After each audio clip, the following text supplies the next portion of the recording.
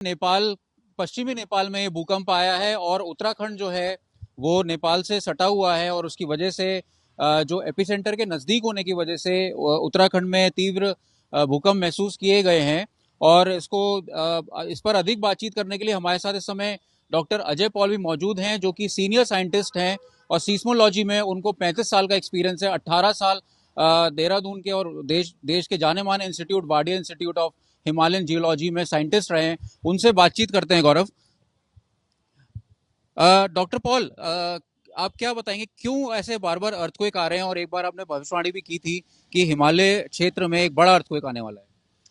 ये हिमालय क्षेत्र संवेदनशील है और जो सेंट्रल साइस्मिक गैप है, अर्थात जो बड़ा भूकंप, बड़ा मतलब magnitude greater than 8, Bihar Nepal 1934 में आया था और कांगड़ा अर्थक्वेक 1905 में जो आया था। तो इसके बीच का क्षेत्र वो क्षेत्र है जहाँ पे कि पिछले 150-200 सालों में जो ऊर्जा एकत्रित है वो रिलीज नहीं हुई और ये रिलीज एक बड़े भूकंप के रूप में होगी। लेकिन अभी ये कह पाना कि वो कब आएगा, कि 50 साल में आता है कि 100 साल में आता है, ये कहना संभव नहीं है।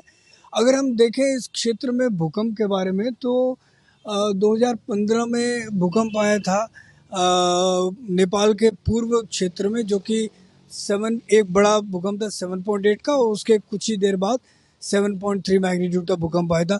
फिर हम देखें तो 2022 में, अच्छा, जो नेपाल का पहला वाला अर्थक्वेक था उसकी डेप्थ थी लगभग 12 से 15 किलोमीटर के बीच में, और उसके बाद 2022 में 6.3 मैग्नीट्यूड का अर्थक्वेक आया, जिसकी की गहराई जो थी वो 10 से 12 किलोमीटर थी। डॉक्टर साहब, आज जो अर्थक्वेक आया है उसका क्या कारण है? पहले 2:30 बजे एक अर्थक्वेक आता है 4.6 का, उसके बाद एक और अर्थक्वेक आता है, तो क्या रिटर्न शॉकर था ये?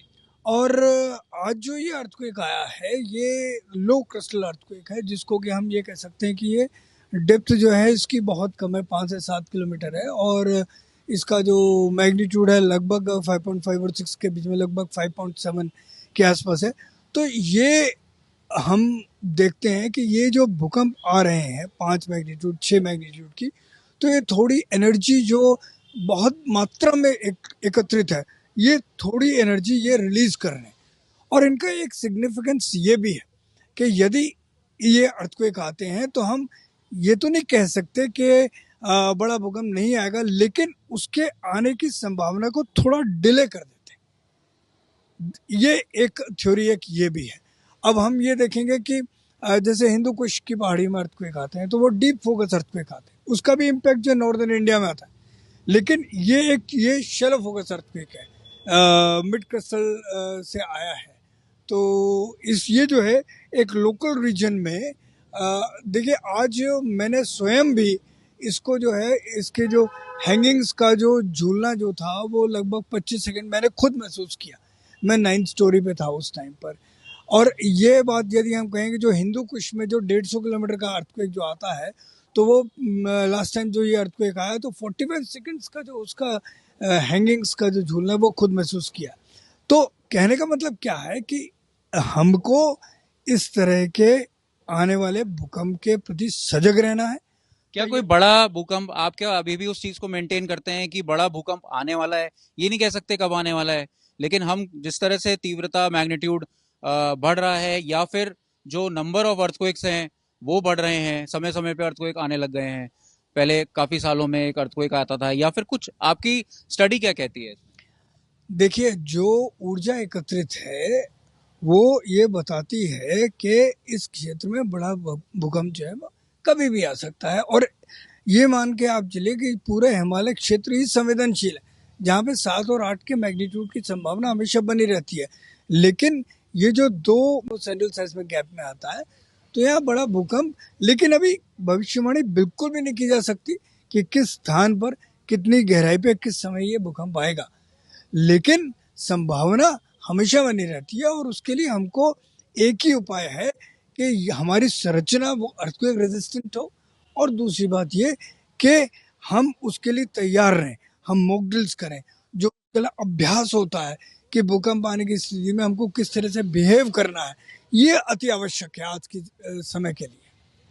लेकिन कंस्ट्रक्शन जिस तरह से बढ़ रहा है और जो वल्नरेबिलिटी है वो बढ़ती जा रही है, जो डेवलपमेंट है वो पहाड़ के सबसे ऊंचे छोर तक भी पहुंच रहा है। तो कितना खतरनाक है ये भूकंप को देखते हुए, क्योंकि भूकंप आता है तो हम सब जानते हैं कि कैसे तबाही लेके आता है।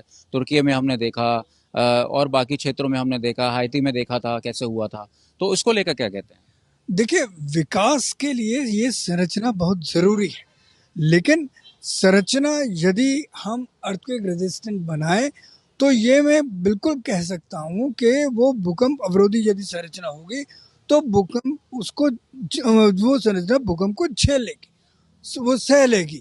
और दुनिया में और हिंदुस्तान में भी और हमारे बहुत जगह पे आप देखेंगे कि कई जगह पे भूकंप आने के बावजूद भी वहां पे संरचना जो की त्यों बनी रहती है। तो विकास के लिए इस तरह की संरचना जरूरी है, हमको करनी भी चाहिए, लेकिन जो मापदंड है इसके बचाव के, इसके संरचना करने के, उन मापदंडों का सही इस्तेमाल करना चाहिए ताकि हम इस भूकंप के आने की स्थिति में वो संरचना न टूटे, न उससे नुकसान। आज जिस तरह का भूकंप आया, क्या आने वाले 2 दिन में क्या कोई रिटर्न शॉकर आपके एक्सपीरियंस के हिसाब से ऐसे आते हैं? देखिए, ऐसा होता है जब बहुत बड़ा भूकंप आता है कि जैसे मैंने कहा कि कोई 7.8 मैग्नीट्यूड का भूकंप आया तो आपको 1 महीने उसके आफ्टर शॉक्स, बड़े आफ्टर शॉक्स भी मिल जाएंगे। 8 मैग्नीट्यूड का होता है वो तो 3-4 महीने तक आपको मिलते हैं।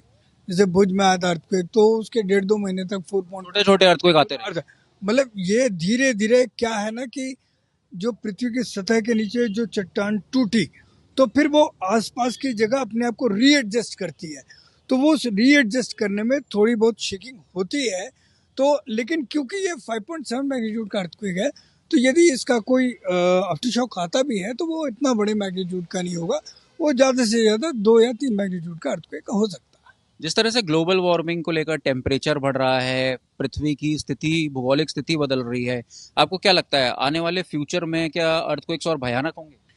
देखिए, ग्लोबल वार्मिंग का ये जो नीचे ऊर्जा का एकत्रित होना, इससे कोई सीधा संबंध नहीं है। ऊर्जा का एकत्रित होना वो डिपेंड करता है प्लेट की मूवमेंट पे कि किस रफ्तार से अंडर थ्रस्टिंग हो रही है, प्लेट की मूवमेंट हो रही है, वो कितना एनर्जी एक्युमुलेट हो रही है। ग्लोबल वार्मिंग से इसका सीधा सीधा संपर्क नहीं है। ठीक है, बहुत बहुत धन्यवाद।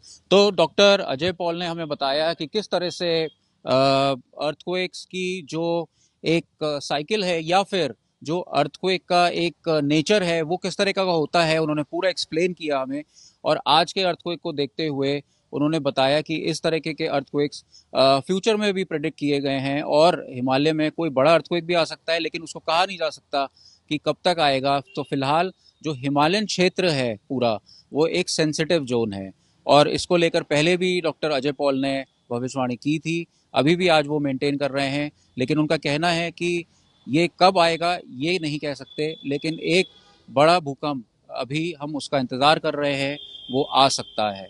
देहरादून से अंकित शर्मा, आज तक।